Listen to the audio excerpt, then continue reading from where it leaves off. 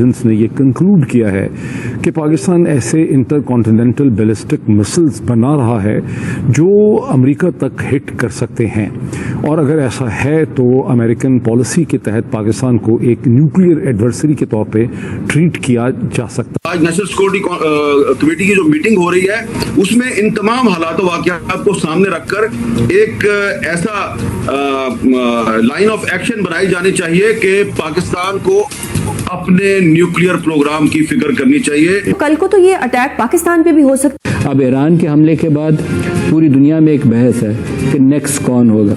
तीसरी बात भी बिल्कुल ठीक है उनकी कि पाकिस्तान अगला हदफ हो सकता है, बिल्कुल हो सकता है। लेकिन ये इंटेलिजेंस जो रिपोर्ट्स आती हैं आलमी मंजरनामे में फिर तब्दीलियां किस तरह आती हैं? पाकिस्तान नेक्स्ट टारगेट हो सकते हैं। अगला हमला पाकिस्तान पे होगा, उसके लिए पूरा माहौल तैयार किया जा रहा है। पहले अमेरिका में फॉरेन अफेयर्स पर खबर चलाई गई। असल हदफ ईरान नहीं, असल हदफ पाकिस्तान। पाकिस्तान पर इससे 6 गुना ज्यादा बुरे हालात आने वाले हैं। सूरत-ए-हाल बड़ी एक तो सीरियस हो गई है।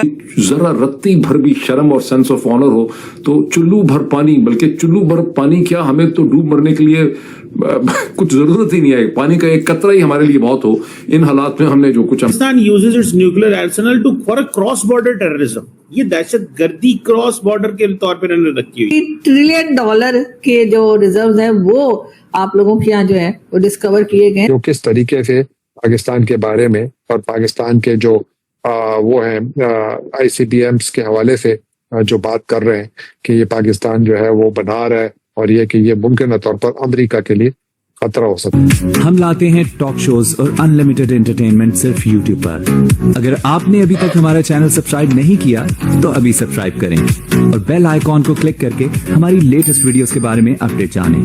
क्योंकि वो बुनियादी तौर पर एक अमरीकी जरीदे में और बहुत बड़े अमरीकी जरीदे में शाया हुई है जो पाकिस्तान के बैलिस्टिक मिसाइल प्रोग्राम से मुताल्लिक है। तो उस पर थोड़ी बात करूंगा कि अचानक इस खबर का आना क्या ये कोइंसिडेंस है या ये पाकिस्तान के प्रोग्राम जो मिसाइल प्रोग्राम है उसके हवाले से उन अमरीकी खदशात का तसलसल है जो शुरू दिन से चले आ रहे हैं।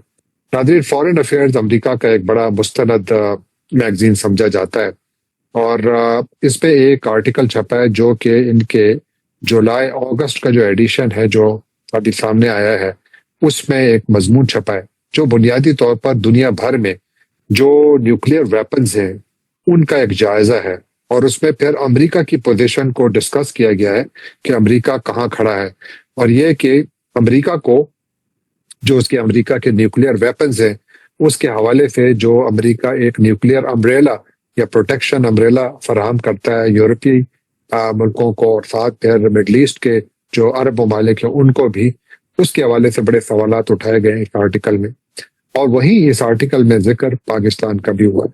पाकिस्तान भी यकीनन एक एटमी कुव्वत है और इसमें पाकिस्तान और भारत की जो झड़पें हुई थी मई के महीने में उसका जिक्र हुआ है, और फिर साथ इस बात का भी जिक्र हुआ है कि दोनों ममालिक एटमी कुव्वतें हैं और ये कि इनके दरमियान यकीनन एक्सीडेंटल वॉर भी हो सकती है, और किस तरीके से दोनों ममालिक अपने एटमी असासों की अगर हिफाजत कर रहे हैं तो साथ उसको मजीद मॉडर्नाइज भी कर रहे हैं। चीन के ऊपर बहुत ज्यादा फोकस है, लेकिन मैं पहले पाकिस्तान की बात करूंगा, चीन की बाद में बात करूंगा। पाकिस्तान के हवाले से इसमें लिखा है कि पाकिस्तान जो है वो ये दावा कर रहा है, ये मैगजीन फॉरेन पॉलिसी, और जिसको इंडियन मीडिया में ये खबर आज हर तरफ फैली हुई है कि Pakistan inter continental ballistic missiles develop कर रहा है।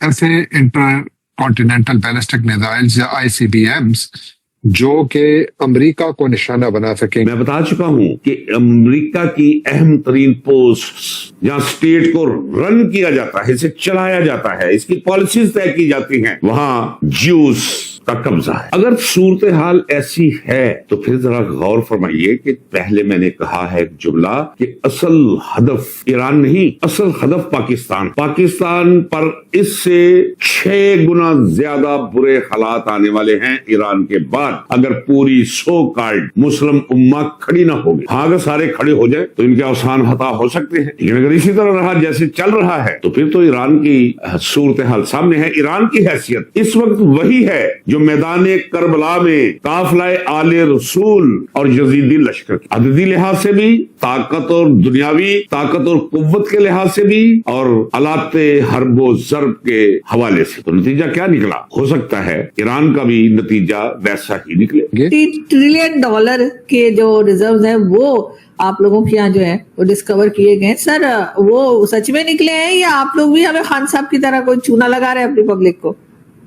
देखिए, हमारे यहाँ खान साहब की तरह शादियां नहीं करते ना रोज, तो इसलिए ऐसा चूना नहीं लगाते, क्योंकि ये गवर्नमेंट्स का काम नहीं होता, ये पूरी इंस्टीट्यूशंस होते हैं, इंडिपेंडेंट बॉडीज होती हैं, वो वेरीफाई करके गवर्नमेंट को बुलाती हैं। वरना इसके तो गवर्नमेंट ऐसे बोल दे यहाँ पे ये निकल गया, वहां पे वो निकल गया, ऐसे नहीं चलते ना। फिर सारी जो इंस्टीट्यूशंस हैं वो आ जाएंगी कहने की नहीं भाई ऐसा कुछ नहीं हुआ है।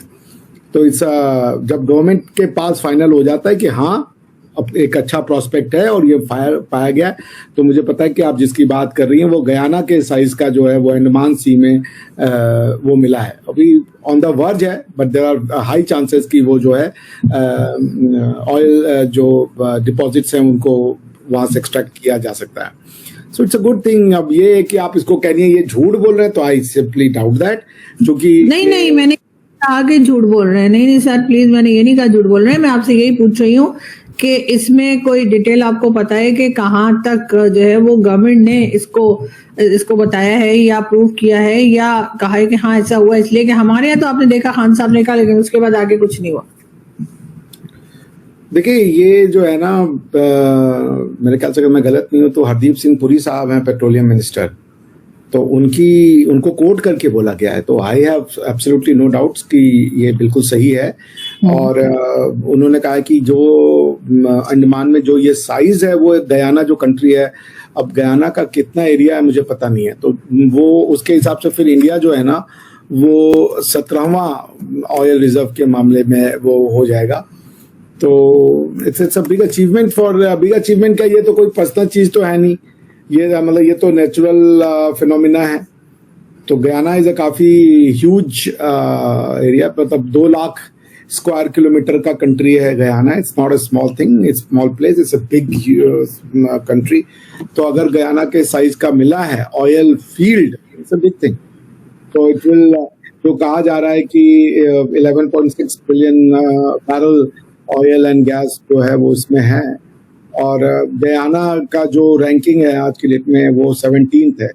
तो समझिए गयाना जितना बड़ा अगर हमारे पास मिल जाए तो इंडिया की रैंकिंग तो और भी ज्यादा इम्प्रूव हो जाएगी।